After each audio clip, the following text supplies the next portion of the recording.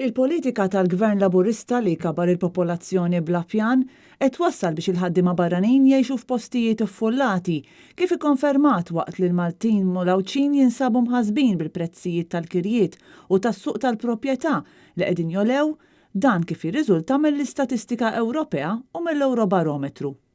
Fis-qarrija l-kelliema tal-Oppożizzjoni dwar il-proġetti kapitali li pjanaru s-suq tal-proprjetà, Marta Sportelli, u l-kellim tal-Oppożizzjoni dwar l-akkomodazzjoni soċjali, l-ġlieda kontra l-faqar, is-solitudni u l-esklużjoni soċjali, Ivan Bartolo, saħqu li l-Gvern m'għandux pjan għaż-żieda fil-popolazzjoni.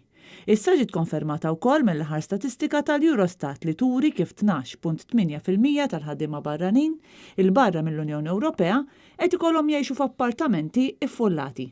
Dan għaliex m'hawnx pjan fit-tul dwar kemm il-pajjiż u l-ekonomija jeħtieġu ħaddiema barranin. L-istatistika tal-Eurostat tingħaqad ma' rapport tal-Eurobarometru li wera kif il-Maltin u l-Awċin jinsabu mħasbin bil-housing minħabba prezzijiet dejjem jiżdiedu tal-proprjetà u tal-kirjiet li qegħdin jagħmluha ferm diffiċli biex iż-żgħażagħ jixtru l-ewwel proprjetà tagħhom u biex il-familji jkollhom saqaf fuq rashom. Il-Gvern Laburista qiegħed ukoll jisfrutta lil barranin li qed iġib b'kundizzjonijiet li mhux aċċettabbli bħal fil-każ tal-immigranti li nstabu jgħixu fl-irtsiet. Ġi spjegat li n-nuqqas ta' pjana tkabbir fil-popolazzjoni hija wkoll evidenti fiċ-cheap labor li qed jerġgħu li rasu kif qalet Jana Mintoff ment l-eks Prim Ministru Dom Mintoff u wkoll fis-settur tal-edukazzjoni fejn l-istudenti spiċċaw jieħdu t-tagħlim tagħhom fil-containers għax m'hawnx klassijiet biżżejjed.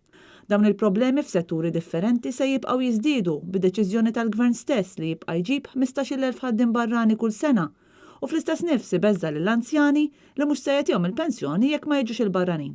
U dan wara li l-anzjani jkunu għamlu għamorhom jaħdmu għall-pensjoni. U ma saħqu li kif qal kemm il-darba l-kap tal-Oppożizzjoni Adrian Delija, il-Partit Nazzjonalista qiegħed jagħti l-garanzija li meta jerġa' jkun fil-Gvern kulħadd ikollu saqaf fuq rasu.